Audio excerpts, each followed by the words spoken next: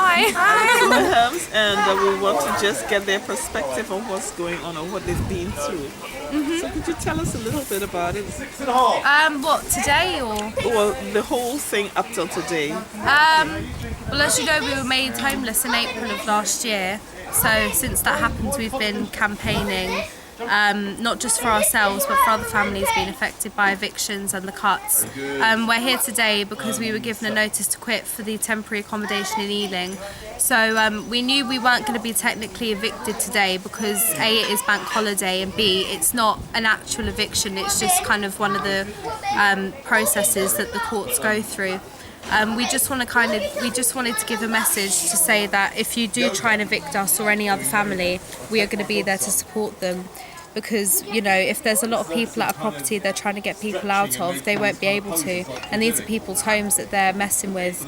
So we just want to give a message of solidarity that we want to help any family that are going through being threatened with evictions. So that was kind of the purpose of today, to kind of have a fun time to celebrate the solidarity that we have with other campaigns, to show that we're going to support each other. So you actually received a written notice to quit, which is dated today. Yeah, and it was given no reason. I mean, there was no reason such as you haven't paid your rent or you're not treating the house, the way you should. There was no reason. Did you feel it was a wonderful response, I think you've done, because it seems to me, being dated the 27th of May, seems to be a form of harassment to put a shadow over your bank holiday. Yeah. I mean, I was panicking about it because my mum said to me it's a bank holiday, I don't think they'd be able to do anything. But then you sort of think, they're so corrupt, you don't know if they would go out of their way to ruin the bank holiday to try and evict you, because I just feel that they're very unpredictable. But I think we made a good use of the bank holiday. I think we've all kind of enjoyed giving the message of solidarity. Yes, we met quite a few people who were leaving and coming, who were late, but we saw people. Anyway, and do you think it helps the fabric of society when those who we elect are not actually being terribly helpful during a housing or financial crisis? Do you think there should be far more sympathy and a spirit of wanting to help people rather than just destroy them and leave them stranded? Yeah, I think it's quite an insult that they go into a profession to help people and they're being paid to do a job that they're not doing. I do think that is quite an insult to people that elected them, because they're being paid to care and they don't. And I think that's a really bad, that it's just kind of in it for the paycheck sort of thing. I think you should be in the job, like being a counsellor. I think you should do it because you love it and you want to help people. Yes, but do you think it's partly they may be just acting on government policy? I think so. I think they're scared. I do think they are scared. I mean, I did speak to a Brent councillor a few months ago, and I said, why don't you stand up to the government and say no? And she said, because if we do, then the government will kick us out and they'll take over the borough. But then I thought to myself, if every borough did the same thing and said, we've got to be treating people with respect, because the divide between rich and poor is so big. I think if all the councils stood together and gave the same message, I think it would be very hard for the government to take over how many boroughs there are in the country. I think if it was more than one, I think maybe one there might be a bad outcome, like as the councillor said. But I think if maybe 10 different boroughs coordinately. You are still a young lady. Are you still a teenager? Yeah, I was 16 last month. Wow. So, yeah. And you've become so politically savvy. Yeah, I wasn't before. Because of this. So in other words, anybody listening from the government, you're actually politicizing even the young people through unnecessary hardship and harassment. Yeah. You are elected to protect your electorate. That is very interesting. I thought you were at least 19 or in your early 20s. And I'm thinking, after listening to you, I think you ought to go into politics. Have you ever thought about it? I have. We were talking about A-levels that we want to do next year, and I said to the woman in my school that I'd like to do government and politics A-levels along with economics. Excellent. So I'm going to try, and one of the counsellors in Brent actually said he would mentor me in government and politics. So you've got your good ones in there. Yes, that's right. Yeah, but I think this has opened my eyes to the situation. I think I'd like to go into a profession in terms of government and politics to try and, use the knowledge I've got from my own experience, try and at help least others. you're trying to do it in a positive way. But can we imagine that on a huge scale, right across the country, right across Europe, right across the world, more people are being politicized because of this current crisis and hardships. But some are used in a positive way. And it's also, some people could use it in a negative way. So people do need to be careful to have promote a sense of solidarity with people who suffer consequences, basically what bankers and others have done, or lawmakers have been unrealistic. And I also noticed, what do you think? Do you think the government at the moment is using the law for the people, especially the way it changes very quickly, the law, or against the people? I think it's against. Yes. I think, do you know, things like the bedroom tax, for example, they tell people to downsize, but there's nowhere for them to downsize to. And I think they then make quick exemptions. They haven't thought, like the bedroom tax, it hasn't been thought through.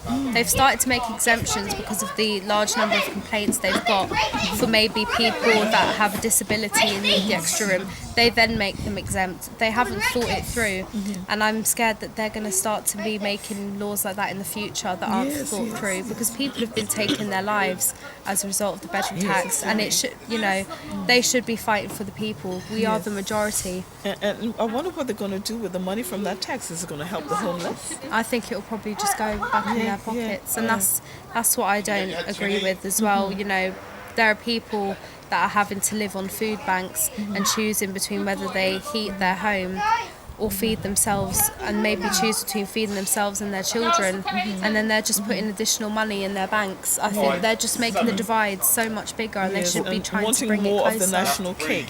Or for another big state funeral, you know, except for the living are suffering. Because I want to ask the other young lady here, is she a friend or your sister? I'm a very close friend. So what has it been from your perspective, watching what your friend is going through? It's hard because she's been going through it for a long time now, and it's not really fair on her, because as I don't know what it's like, obviously, because I'm not in her family, but from what I've seen, it's hard, and it's kind of taken over her school career as well, because she revises and everything, but she's also got not like a burden, but she's got worries, like she doesn't know what's going to happen the next day. And it's kind of spoiling her childhood. Yeah, really. exactly. She needs to be protected, and even younger children. How old is your youngest brother? Vinny there is 4 and Aiden is 8. I think we've all had to kind of grow up very quickly. That's you outrageous. know. So since he's 3, and more that's been going on. Yeah. You know, you don't get your childhood back. Yeah, exactly. And he has autism as well. So moving here disrupted his routine completely. There was no consideration as to how he would be affected by the move. Aiden as well, since we moved, he's been getting really bad travel sickness. He'd be on the bus for 2 stops and he would get sick. You know, it's just he wasn't used to such a long big distance. amount of travelling. Yeah. No, I noticed that on the way here. I was quite horrified that you had been moved out so far, just coming here just to do this report. Yeah, I mean, it is a lovely area. It's just the circumstances. Yeah, that's what I thought. It's a nice area, in, but it's far too far in terms of your schooling. Exactly, because Aiden goes to school in Camden. My brother, sister, and I go in Brent. You know, and it's just a very, you know, it's a bad place to put a family. Do you feel it's also an indirect threat when they say they've got no duty of care to your parents? Yeah. That they are actually trying to break you up? Yeah, and I think that's what scared me the most, because last year, when it came to Christmas time, we didn't just know where we'd be living. I didn't know if we would be together. I didn't know if all of us kids would be separated individually, if we wouldn't wake up on Christmas morning to not have our mum and dad in our house with us. I think that's what scared me the most, because I thought moving us to an area that we don't know is bad enough. If you tried to break my family up, I think that would have destroyed me. And I think that's what scared me when social services said their duty of care was only to us kids, because I don't know how we're supposed to respond to that, you know. And I think it's because you've had a good political following and profile, and do you think this is partly victimization? Yeah, It baffles. I can't even. It makes me kind of speechless because it baffles me how people can be so cruel to threaten people the way they've And threatened us. especially and since so they're many taking the families. money, they're taking the income from that land, they're deducting it from your benefits. Yeah, and they stopped. What our more do housing they want? benefits. Yeah. Yeah, they stopped it completely. They said they weren't going to help us until the land was sold. Whereas a few months before, they said if you sold the land, you'll be done for fraud. It's just that it's like they make slip-ups. Oh, well, that's interesting. Yeah. So they're contradicting themselves. Yeah, exactly. They I make think you've slip-ups. got an EEC case if you can't get justice here. Yeah. But also, as I said to your mother, she could turn it into a trust, a charity, non-profit making thing, and kind of remove it for a good cause, which will also highlight something relevant to what you've been through. Yeah. But again, they need an inheritance, because if you think about it in long terms of the children, one day, There might you be know, difficulties, but I think that's a good route to pursue. I think every family should be entitled to some Make it a homeless inheritance. person. You can make it a memorial project for the homeless. Yeah. I'd like to do something like Yes. that. I think And we're once it's architects. affected, yeah. I think once you're affected by something But like take it out this, of you your want to kind hands of and help. get a board of trustees and turn it into a trust where maybe you remain as trustees, so you always can control it. And you know, you Yeah. need to talk to lawyers, especially trust lawyers. Yeah. Yeah, Definitely. creatively, because they're playing legal games if you by the sound of it, and you've got to be one step ahead. Yeah. Anyway, we wish you the very best. Thank you very And much. we'll also be praying for you, because when earthly powers start to mess around, as a Christian, I have to just give you a little clue. You can do some research, because I don't know where it is, but I did read in my Bible, I think it's Psalm 140, or between 140 and 145. You can just go Google. It says, God will maintain the cause of the afflicted and the rights of the poor. So if you're going through affliction and difficulty, and even other people give up, you give up, He will maintain it. You know, so you will get a blessing in the end, no matter what happens. Yeah. You know. Thank you. And you know, the shelter said that a family is evicted almost every 15 minutes. Yeah, it's just Which that is- statistic is yeah. very. It's shocking and it is heartbreaking, considering how the bankers in this country created a crisis that we are now paying for, and they're lining up their pockets when there are people that are being evicted because they can't pay rents, because the rents are so high, their money's being cut, and jobs are so hard to get. And the fact that people are being evicted every 15 minutes, families, children being moved to places where they've got no friends, it's horrible when you think of the divide. It's gotten so much bigger, and you know, the government should be working to try and bring it closer. Oh, and what do you think about the fact, you know, if we've got a situation that families are being forcefully evicted, because every 15 minutes, you know, people aren't going to just walk out of their home, Yeah. even though some walk out in fear because they don't want the trauma Yeah. of being physically forced out. But it means that the courts themselves, that judges are sitting on that chair, and families are obviously coming before them, appealing at the last minute, or any human being would, to defend their home or family, and are being asked to be, you know,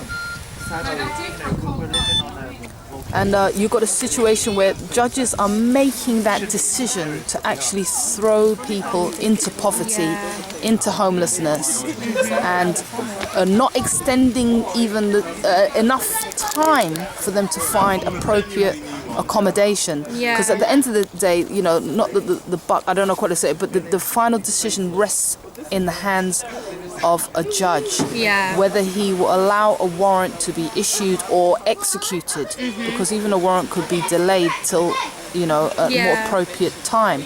But what do you think? What's your opinion? Because in terms of, have you been able to utilize the legal system? Have you seen your family be able to access justice, or has that been an easy route to take? Or what's your opinion in terms of the legal system? Do you think it's forthcoming? I'm not sure. I mean, I don't know. I think it's, oh God, I don't know how to answer that. I think the courts are being sort of bombarded, and I think it's a very bad thing that a judge is probably going to work thinking that, you know, oh, we're going to have families coming in last minute asking us if they can stay or if they have to go. I don't really know how to answer it in terms of how I think the legal system is good. What would you prefer judges to do in this situation when you've got people being evicted in 15 minutes? I think they need to have judges need to be sympathy. I think there needs to be more sympathy and compassion. mean, if you had a chance to appeal to those judges, what would you be saying to those judges that are making those decisions right now? I think I'd say in terms of I think for a lot of families, they're being evicted because they're not able to afford the rent. But with rents being so high, jobs being really hard to get, food prices increasing, and people not being able to heat their homes properly, how are people supposed to get the money to pay the rent, to stay in their homes when their money is being stopped and the economic crisis in the country is so bad? Because people that are being evicted, it's not their fault. So I think I'd just say to the judge, you know, you can't blame us for being evicted for not paying rent when it's not our fault that we're not actually able to pay it. Because of the economic climate. Yeah. Now, I don't know, is this private housing or council housing? Is it council? I'm not sure. I think the council organised it. Yeah. I'm not sure if it's private or council, to be honest, but all I know is that they all seem to be expensive. Yeah. That's the trouble, is it's gone, and there's not enough social housing. Not enough social housing and lower income property available. So, you know, it's a crisis, which, you know, the judges need to take into account. Even if it means there's a slight freeze. And they've got to make sure that if you are heard in court, that you have a fair trial. And that you properly have your side of the story represented. It's not a decision made in half an hour or 20 minutes and then bailiffs come kicking down the door. It's not an acceptable situation for, you know, force to be used in a way that could put, especially as children involved. Exactly.